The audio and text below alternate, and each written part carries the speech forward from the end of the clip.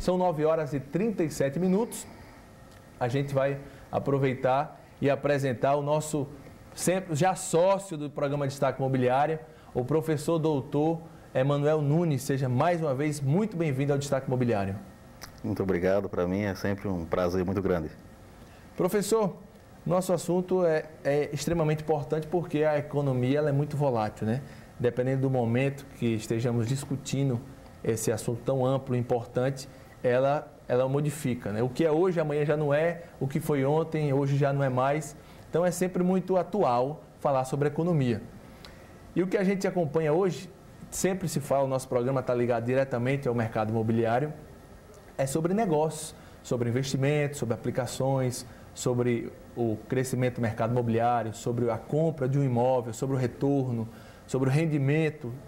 E a gente acompanha no cenário nacional já o início de um terrorismo ligado diretamente à palavra chamada inflação, que foi o terror dos anos 80 até anos 90. Eu não pude vivenciar ativamente esse momento, mas eu já escutei muitos comentários, a gente lê, busca saber mais do nosso passado para viver melhor o presente. E a gente aproveita para falar sobre esse assunto. A inflação está aumentando. Para iniciar, eu gostaria que o senhor definisse o que é inflação e como está a nossa inflação nesse momento no Brasil e quais são os fatores que influenciam para essa oscilação. Bom, primeiramente, boa noite. Agradecer o convite, seu especificamente, da TCM, né, por estar aqui mais uma vez. E queria falar, até reforçar o que você mesmo chegou a colocar, que a economia ela é extremamente dinâmica, né? E toda a onda econômica, todo o processo de ebulição ou de arrefecimento que existe é sempre função de um estado de espírito. E é o espírito do investidor, de quem aposta, de quem investe, de quem acredita, né, que faz com que a economia se mova. E geralmente esse estado de espírito se dá em função de expectativa no futuro. Se o futuro ele passa a se configurar num cenário favorável, o estado de espírito do investidor é de acreditar e investir. Se não, ele age com mais prudência. Não é à toa que as bolsas de valores são os sensores mais exemplares disso, né? E quanto à inflação, o que significa inflação? A inflação é um fenômeno que no Brasil passou a ser bem característico dos anos 80. Isso muito em função da questão da dívida brasileira, que, como nos países de terceiro mundo, os países pobres, que passaram a se afogar numa dívida externa que chegou a gerar uma crise em cadeia a partir de 82, principalmente com a moratória do México. E a inflação é conhecida no mundo nos anos 60 e 70 com a decadência de um modelo chamado modelo keynesiano, que é um modelo econômico que teve o auge nos anos 50 e 60, a época de ouro do pós-guerra, e que passou a apresentar esse fenômeno que era desconhecido até então, junto com a recessão. A recessão era justamente o arrefecimento da produção e a inflação, a desvalorização da moeda.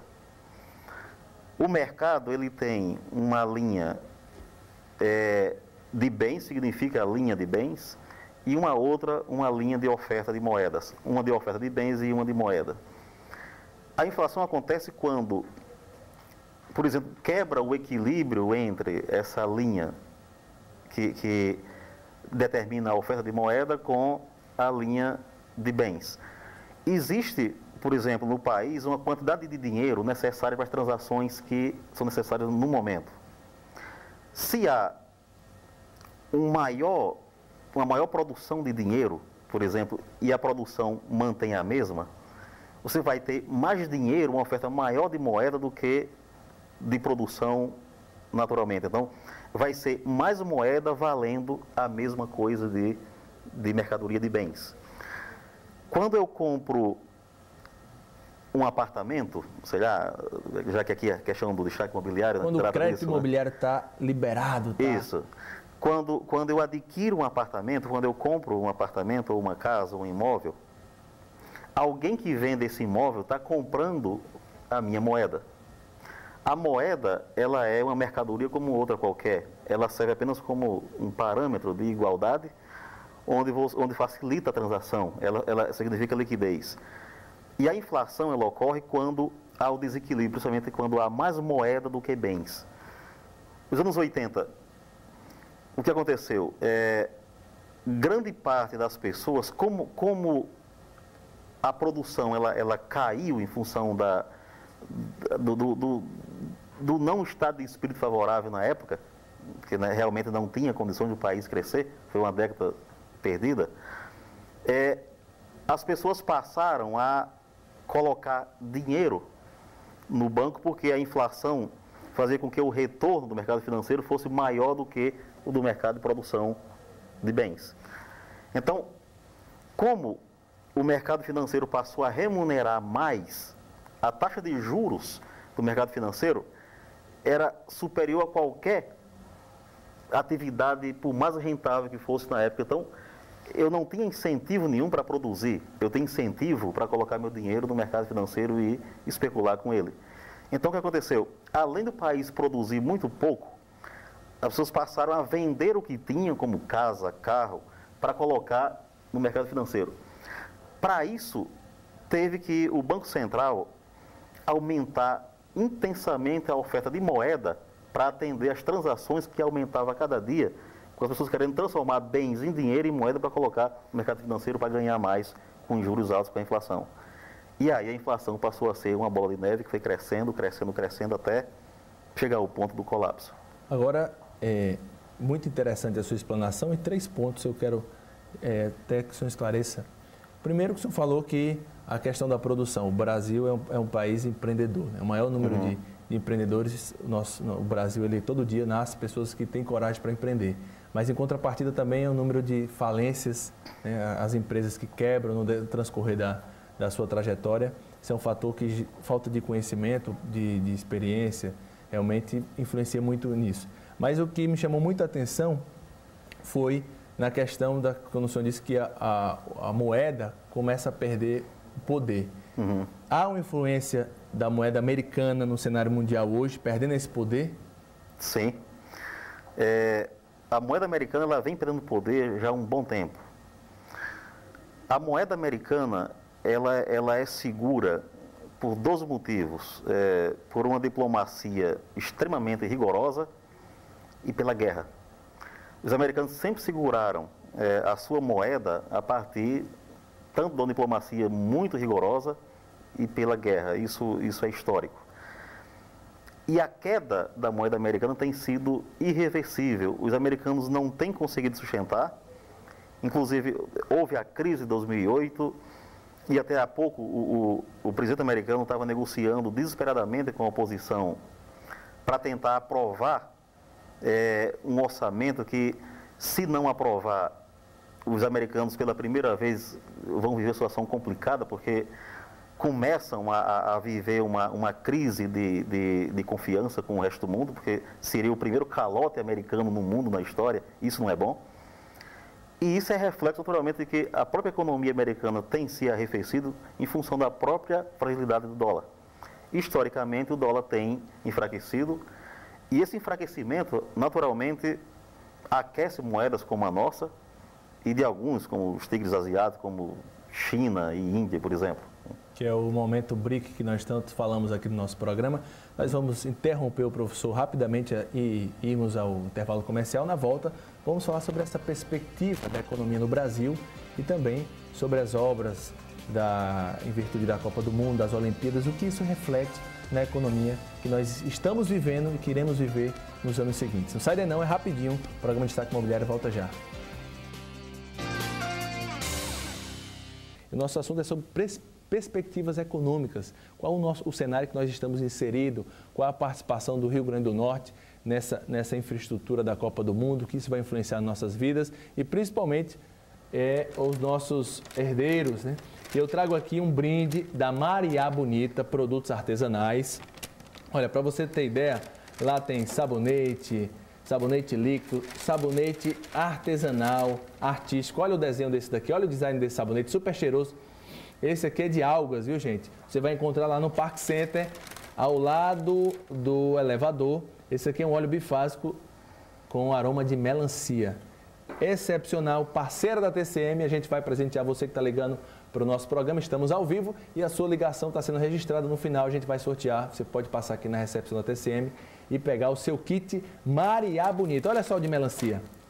Bacana demais, viu? Sabonete artesanal, produtos artesanais Maria Bonita. Você vai encontrar a loja no Park Center. E a gente continua com o nosso amigo professor Emanuel Nunes, doutor em economia, falando sobre as perspectivas econômicas que influenciam o mercado imobiliário, né?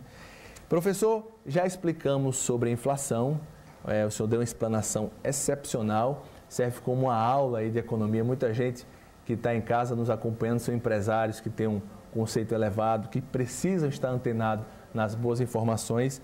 E eu espero que essa entrevista sirva também para lhe posicionar numa melhor decisão da sua empresa, melhor decisão que você vai tomar sobre as suas finanças, sobre os seus investimentos. Professor, relacionado a esse momento de instabilidade da inflação. Antes disso, eu queria, o Zéu, por favor, Zéu, queria passar um vídeo para que a gente resgatasse esse momento aí dos anos 80. Eu acho um vídeo muito interessante, me chamou muito a atenção. Acredito que algumas pessoas que nos assistem vão lembrar desse vídeo. Eu até achei outras propagandas de supermercado, oferecendo alguns produtos que fazem nos lembrar desse tempo de inflação, onde no supermercado você ia, pela manhã era um preço, à tarde já era outro, totalmente diferente, né? Não tinha a mudança de preço era muito constante, então as pessoas tinham que estocar muito alimento, muita matéria-prima, porque era muito estável. Sim. A grande sacada era você comprar no volume quando a inflação estava baixa, para que você pudesse comercializar ou não sofrer com a alta da inflação. Está no ponto, Oziel? Pode passar aí, por favor, o vídeo, para a gente lembrar esses anos 80, anos 90, a nação contra a inflação. Eu não sou pai de família, eu não sou dona de casa, eu não sou trabalhadora, eu não sou empresária, eu não sou líder sindical, eu não sou candidata a nada, mas eu sou o futuro do Brasil.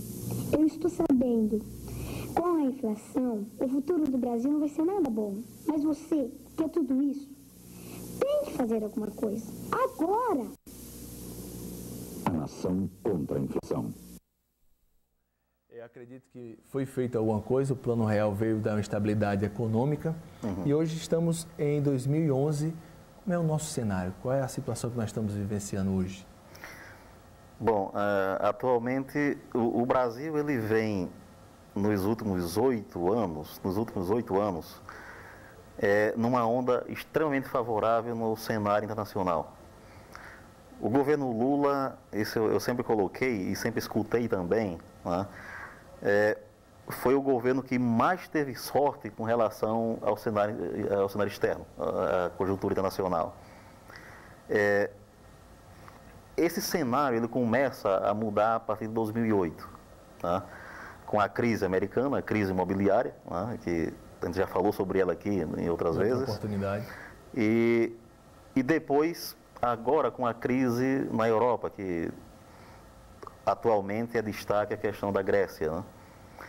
E o mundo inteiro está olhando para a Europa em função do próprio papel que a zona do euro tem no cenário mundial, e começa com algumas intempéries, né? Inclusive essa questão da Grécia, e que se piorar vai se estender para outros países da Europa e aí para o resto do mundo, inclusive para o Brasil, e a atenção está muito nesse momento na Europa.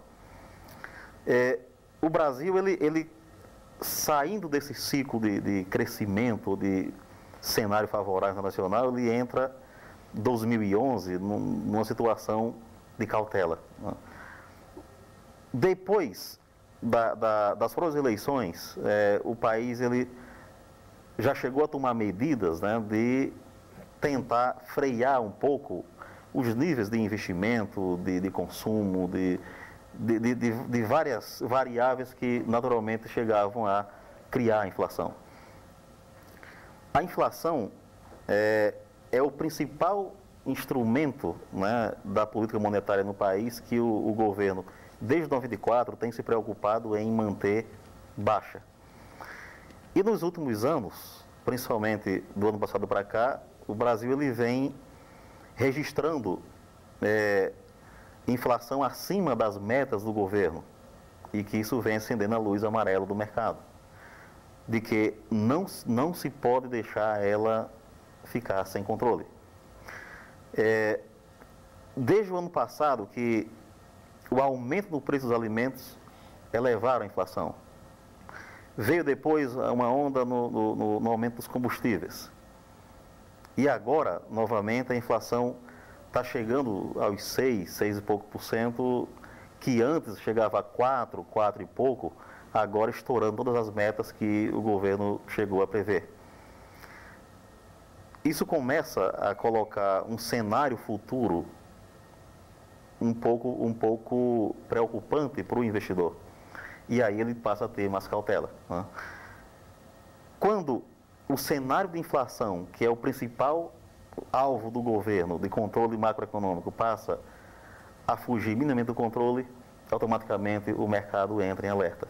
Então, hoje a nossa realidade está tudo sob controle, se aproximando a meta do governo, por isso que há um alerta, que a inflação está ali já chegando metade do ano, já está se aproximando do que o governo tinha planejado. E o governo, para dar um equilíbrio, ele freia o crédito e sobe os juros para que tenha aquela matemática, como o senhor já no primeiro bloco já exemplificou com muita felicidade, tirar um pouco a moeda e aumentar um pouco a produção para que se tenha um equilíbrio. Mas o Brasil está produzindo muito. Sim, e esse é um dos motivos também da inflação, né? Esse aumento, existem receituários que cada governo chega a fazer de acordo com o momento que vive. No período de Fernando Henrique Cardoso, era muito comum essa questão da restrição ao crédito para reduzir o consumo, né? Aumento da taxa de juros, tentativa de aumento de poupança, o que gerava naturalmente uma diminuição da produção.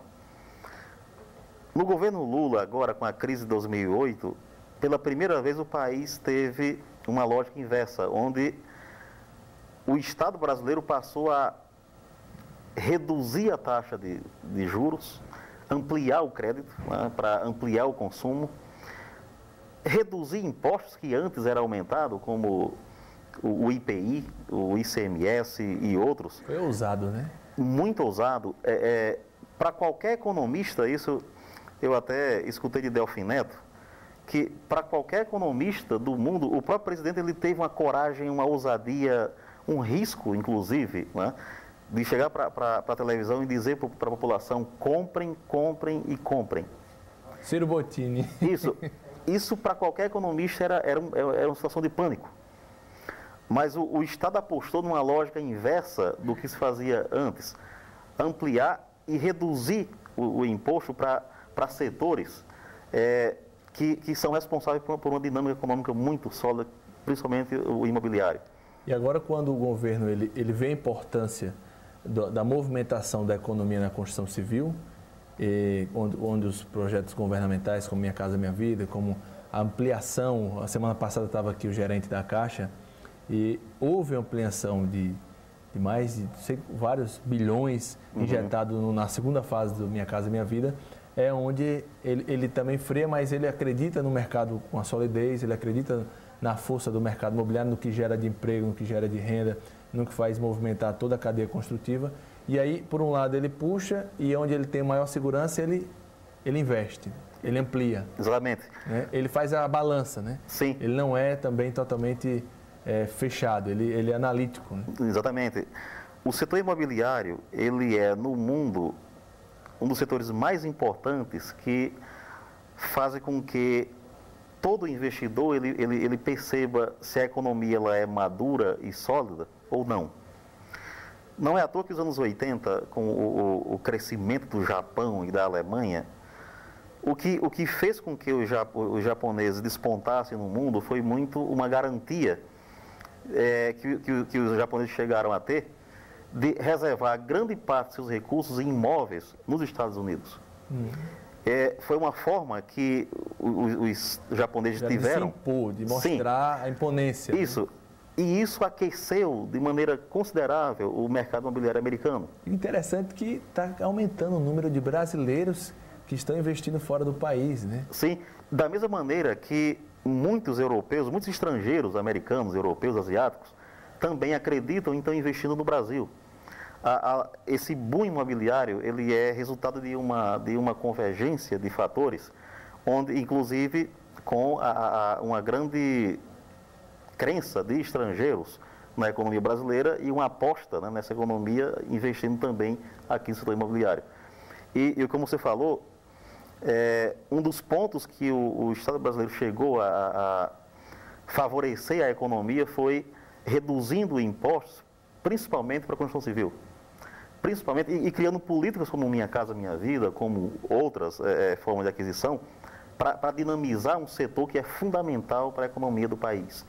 Tanto na geração de emprego, que tem uma ampliação grande, inclusive para uma mão de obra menos qualificada, como para a indústria, que aquece a indústria de ferro, de aço, de cimento, de cerâmica.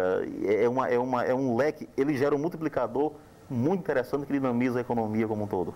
Vamos interromper brevemente o nosso bate-papo com o professor Emanuel Nunes e vamos num breve intervalo. Na sequência, no próximo bloco, continuaremos falando sobre o impacto da Copa do Mundo aqui no Brasil. Sabe não? Queria saber da importância, o impacto das obras para a infraestrutura da Copa do Mundo e também os pontos negativos, né? Porque eu trago a notícia, ontem saiu na Tribuna do Norte, RN já gastou 22 milhões só em consultorias e projetos, né? E a previsão aí dos gastos em todo o Brasil é de aproximadamente 5,07 bilhões. A infraestrutura que está sendo montada é uma infraestrutura muito grande, né? Vai ser beneficiado com turismo, com asfalto, rodovias e tudo mais. Mas após a Copa do Mundo, será que vai ficar aí um elefante branco com os estádios sem ser bem explorados? Será que é interessante para a população gastar 400 milhões numa construção de uma arena, onde terá jogos não muito importantes para a Copa do Mundo, apenas um mês e depois? Como é que fica? E a dívida? Essa, naturalmente, é uma preocupação, né, que eu creio que qualquer governante deveria ter, né?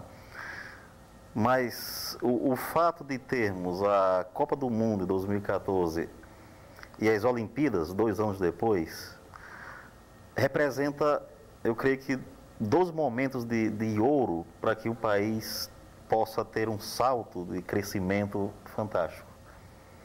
A grande preocupação é, será que temos governantes e uma sociedade preparada para isso, né? Tem o exemplo da África do Sul, né? Existe toda uma lógica benéfica quando se leva em conta a questão turística, onde o país ele é lançado para o mundo, passa a ser notícia no mundo inteiro. Os olhos do mundo se voltam totalmente para o país, né? E para alguns lugares que vão ser realizados alguns jogos, né? Da mesma maneira as Olimpíadas e aí vai. Mas o que preocupa, né, de qualquer forma, chega a ser o grande gasto público, né, que vai ser colocado nessa estrutura toda, para que, numa realidade como o Natal, por exemplo, isso é uma preocupação minha, naturalmente, de gastar um volume de dinheiro tão elevado para ser lugar de apenas 1, 2 jogos sem nenhuma expressão, e que depois essa arena vai ser explorada privadamente. E a conta de tudo isso, grande parte, a maior parte do recurso é do BNDES, é público, a população vai financiar, e eu espero que isso se traduza em desenvolvimento, como, por exemplo, a questão do aeroporto de São Gonçalo, de vias de acesso melhores, de hotéis de maneira mais favorável para o turismo, um destaque maior do Estado. Mas isso, dentro do cenário atual, é preocupante. Eu, como profissional, eu me coloco preocupado com o tamanho do investimento para a contrapartida que isso vai dar mais na frente. O retorno disso, em quanto tempo e de que forma, né? Isso não está sendo muito bem explicado. O aquecimento do turismo já poderia acontecer naturalmente pela Sim. expressão que o Rio Grande do Norte tem no cenário mundial. E esse investimento na infraestrutura poderia ser revertido em educação, a saúde e outras coisas mais que têm pendência no Estado, né? Sim. Mas, professor, o momento mais importante do programa Destaque Imobiliário hoje é o fechamento dessa entrevista, é o seu posicionamento em relação ao mercado imobiliário de Mossoró. É a sua visão de desenvolvimento, é a sua visão de futuro, é a sua perspectiva de crescimento. Qual que é a conclusão de todo esse nosso bate-papo econômico como mestre e doutor em economia? Como é que você consegue vislumbrar o nosso contexto imobiliário na cidade de Mossoró, dentro do estado do Rio Grande do Norte? Desde cedo, eu não sou moçoroense, né? E desde que eu fazia economia na UFRN, eu sempre ouvi falar de Mossoró de uma maneira muito interessante. E como estudante de economia, me fascinava a pujança de Mossoró. E da forma como eu ouvia falar de Mossoró, era de que aqui significava a capital econômica do estado.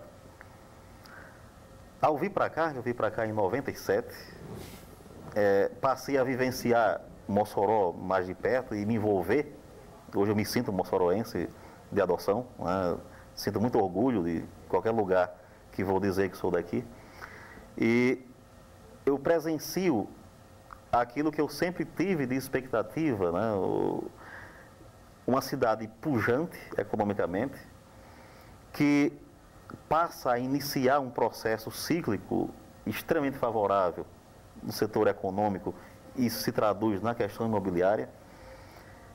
E para mim, a cidade de Mossoró, o próprio município de Mossoró, pela sua pujança econômica e pelo seu potencial que tem, ele tende a ser, nos próximos 5, 10 anos, eu creio que a cidade do interior do Nordeste de maior destaque, tanto imobiliário como econômico, sem sombra de dúvida. Oh, coisa linda! Ganhamos a noite, viu? Só fazendo uma análise última, você pega o exemplo da própria Campina Grande, que nos anos 80 era um destaque por ser um centro de distribuição comercial, e entrou numa decadência nos anos 90 e até hoje ainda está. Uma cidade fantástica, que eu adoro, Campina Grande. Mas ela vem tentando se reverter a partir de alguns órgãos públicos, como Embrapa, universidades e tudo mais, um centro universitário. Mas não acompanha essa dinâmica que tem Mossoró, que Mossoró começa a colocar para fora esse poder, né, de produção e de riqueza, de economia que o Estado tem. Aqui é uma região fantástica e eu me orgulho demais disso aqui. É até emocionante, é quase poético, viu, gente? Eu fiquei realmente muito feliz com esse fechamento dessa entrevista. Trouxe aqui, professor, um kit da Maré Bonita, tem aí uma barra Coloras e um sabonete líquido para que o senhor possa ficar com a pele cheirosa, sedosa. Muito obrigado. Depois desse discurso final, realmente moçoroense resta a cada vez mais ter orgulho e cada vez mais buscar, acreditando no potencial da cidade, acreditando no potencial da capacidade humana, através de uma visão empreendedora, através de sempre mensurar os riscos, mas acreditar que Mossoró vai se tornar essa cidade potência, a cidade de maior importância do interior do Nordeste. Professor Emanuel Nunes, mais uma vez, muito obrigado e muitas felicidades. Eu que agradeço e ficarei à disposição para qualquer momento participar aqui no espaço de vocês.